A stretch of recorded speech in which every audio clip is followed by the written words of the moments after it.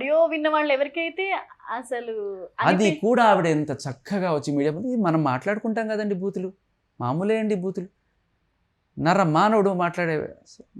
మళ్ళీ నేను మహిళ అంటుంది, వాళ్ళ అమ్మని అంత దారుణంగా తిట్టి నేను మహిళ అనే కార్డు ఎలా వాడుకుంటుందమ్మా, ఎంత నీచంగా వాళ్ళ అమ్మని మాట్లాడింది.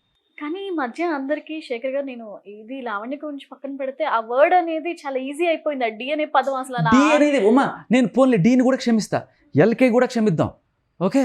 లాస్ట్ నన్ను చూసారా మీ అమ్మ, దట్ ఈస్ అంటే మనిషి అనేవాడు మాట్లాడే మాట కంప్లీట్ గా డ్రగ్స్ మత్తులో ఉండి మాట్లాడింది అంటారా, లేదంటే అసలు తన బిహేవియర్ ని ఒక సైకిక్ గా కాదు, అదో రకమైన బొమ్మలి సినిమా చూపిస్తున్నట్టు తన రకరకాల చంద్రముఖి, ఒక కాంచన, ఆ షేడ్స్ అన్ని కనిపిస్తుంది. అంటే లైక్ ఏదైనా మత్తులో ఉండి చేసింది అనుకోవచ్చు. మీరు అడిగారు కదా ఈ నరకం ఎన్నాళ్ళు రాజు ఎలా భరిస్తున్నాడు. బేసికలీ పోలీస్ దెబ్బలు కొంతమంది కొడుతుంటారు, వీళ్ళని తీసుకొచ్చి రౌడీలని వాళ్ళని వీళ్ళు కొడుతుంటారు.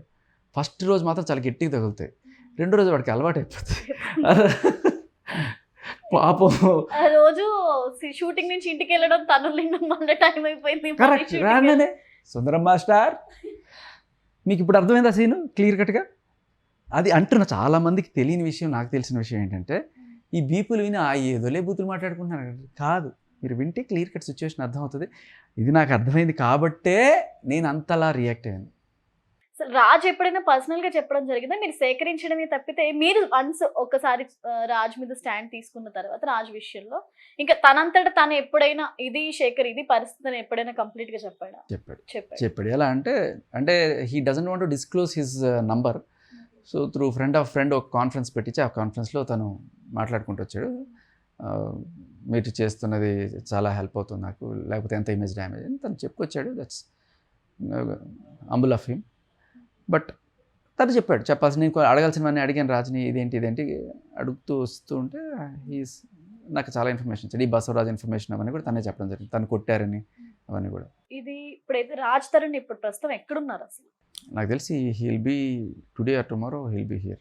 ఓకే, అంటే ఇంకా జనాలు తనని క్వశ్చన్ చేసే పరిస్థితే ఉంటుంది. ఎక్కడ కూడా ఏ ఆడియో లాంచ్ లో కనిపించినా మొన్న పురుషోత్తముడు రిలీజ్ అయింది, అది పురుషోత్తముడు అనే దానికి ఫస్ట్ ఇది వచ్చిన వెంటనే వీడు తీసే సినిమా పురుషోత్తముడు, నిజంగానే వీడు ఉత్తముడు రా అనే పాపం ఆ ట్యాగ్ లైన్ ని కూడా తను ఇప్పుడు నెగిటివ్ గా మోసే పరిస్థితి వచ్చేసింది. ఏం లేదమ్మా, ఇంత చూసిన తర్వాత కూడా ఎట్లాంటి రాచకాన్ని కూడా భరించాడంటే అతను నిజంగా పురుషోత్తముడు. ఒక్కరోజు చేయట్లేదమ్మా అమ్మాయి మీద, ఇంత దారుణం జరుగుతుంది. అండ్ సాయి అనేవాడు కొడుతుంటే కూడా ఈ అమ్మాయి, సాయికి ఈ అమ్మాయికి గొడవ ఏంటి? ఈ అమ్మాయి ఇదే బూతులు సాయి మీద అందరినీ తిడుతుంది, ఆ చింటూ అనేవాడిని కూడా ఇదే తిడుతుంది. వాడు ఏం చేశాడు తెలివిగా, ఆమె దగ్గర డ్రగ్స్ ఉన్నాయని ఇన్ఫర్మేషన్ పోలీసులకి ఇచ్చి వాడు పక్క సాధించారనుకున్నాడు. సాయి ఏం చేశాడు, డైరెక్ట్గా వాడు వెనక నుంచి కొట్టాడు, వీడు డైరెక్ట్గా మొహం మీద కొట్టాడు. సాయి ఇదే టైప్లో వాళ్ళ అమ్మని కూడా తిట్టింది, కొట్టుకున్నారు, గొడవ అయింది. ఆ దెబ్బలు చూపించి పోలీస్ స్టేషన్లో వీడు అటెంప్ట్ మర్డర్ రేప్ అని పెట్టింది. ఇప్పుడు ఏం లేదు, అంత ఉత్తి మాటలు అని చెప్తాను. సరే, ఇప్పుడు ఇన్ని సేకరించారు. ఇప్పటివరకు మస్తాన్ సాయి అనే అతను కాల్స్ లో మాట్లాడడమే తప్పితే మనకి వీడియో పరంగా ఎక్కడ ఫేస్ టు ఫేస్ ఎదురుపడిన పరిస్థితులు, ఎందుకు మస్తాన్ సాయిని బయటకు లాగట్లేదు? ఫస్ట్ విషయం. మళ్ళీ మస్తాన్ సాయి మీద ఉన్న కేసులు 376 అండ్ అటెంప్ట్ మర్డర్, ఇవి చాలా పెద్ద కేసులు. బట్ బేసికలీ కేసులు ఏ స్థాయిలో ఉన్నా కూడా ఒకసారి దాని మీద ఎఫ్ఐఆర్ అయిందంటే ఈవిడ తలుచుకున్నా కూడా కేసు తీసుకోలేదు. కాకపోతే కోర్టులోకి వెళ్ళినప్పుడు ఈవిడ అటెండ్ అవ్వకుండా హోస్టైల్ అయిపోతే అప్పుడు ఆయన బయటపడే ఛాన్స్ ఉంటుంది అనే అతని నమ్మించడం అవన్నీ కూడా చేసి, నువ్వు బయటపడాలంటే నేనే దిక్కు, నేనేం చెప్తే అది చెయ్యి అని చెప్పి. ఇప్పుడు మస్తాన్ సాయి బయటికి రాకుండా ఓన్లీ ఫోన్ కాల్స్ ఇవన్నీ మాట్లాడడం, అది కూడా ఆవిడ చెప్పినవే మాట్లాడడం మనం గమనిస్తున్నాం. బట్ నిజానికి మస్తాన్ సాయి ఫస్ట్ విక్టిమ్. మంది తిట్టినప్పుడు ఎవడన్నా అదే రేంజ్లో కొట్టే తప్పలేదనిపిస్తుంది నాకు నిజంగా, అంత దారుణంగా తిరిగి. సరే, వాట్ ఎవర్, జరిగిన దానికి కొట్టుకున్నామని చెప్పి ఏదైనా చేసినా ఓకే. కానీ లైఫ్ స్పాయిల్ అయిపెట్టు రేపు అండ్ మర్డర్ కేసులు పెట్టేసి, అదేంటమ్మా అన్ని రోజులు కలిసి సంసారం చేసి ఒక రోజున రేపు ఎట్టా చేస్తాడమ్మా? అన్ని రోజులు సంసారం చేసిన వాడు ఒక రోజు రేపు చేసినట్టు ఎట్లా అంటారు? సరే, అది కూడా అన్ని కేసులు పెట్టి ఐఐటి గ్రాడ్యుయేట్ అట అతను, ఐఐటి ఖరగ్పూర్, మంచి ఫామ్, మంచి ఫ్యూచర్ ఉండాల్సిన 1.5 సంవత్సరం పాటు మొత్తం లాకపోయి పరువు పోయి ప్రతి ఆదివారం ఇప్పటికీ కూడా గుంటూరుకి వెళ్ళి అక్కడ సంతకం పెడితే కానీ అది అయ్యే పరిస్థితి కాదన్నమాట. సో జస్ట్ ఇప్పుడు వచ్చి తప్పుడు కేసు అంటున్నావు నువ్వు. 1.5 సంవత్సరం ఒక మనిషి జీవితం నాశనం చేసావు.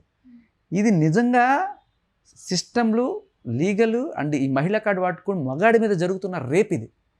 నిజం చెప్తున్నా కదా, రేపుకు గురైంది మస్తాన్ సాయి, రేపుకు గురైంది రాజ్ తరుణ్. ఒక నిర్భయ, ఒక దిశ జరిగితే మనం ఎంత రియాక్ట్ అయ్యామో, ఇన్ని చట్టాలు తీసుకొచ్చామో. నిజంగా this is a case study. ఒక మస్తాన్ సాయి 1.5 సంవత్సరం, ఇప్పుడు రాజ్ తరుణ్ ఆల్మోస్ట్ 1 నెల.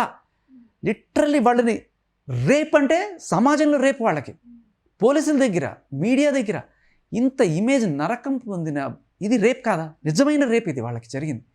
ఇది కూడా అదే రేంజ్లో రేప్ అంట. నిర్భయ అండ్ దిశ ఏ రేంజ్ రేపులో, ఇవి కూడా అదే రేప్. దానికి కారణం ఈవిడే. ఈవిడ మీద వాళ్ళకి ఏ శిక్ష పడిందో నిందితులకి, ఈవిడికి అలాంటి శిక్షలు పడాలి అని చెప్తున్నారు కదా. ఇది మారకపోతే, మనం కూడా మగాళ్ళని రక్షించుకోకపోతే, ఒక మగాడు చితికిపోతే ఒక కుటుంబం చితికిపోతుంది.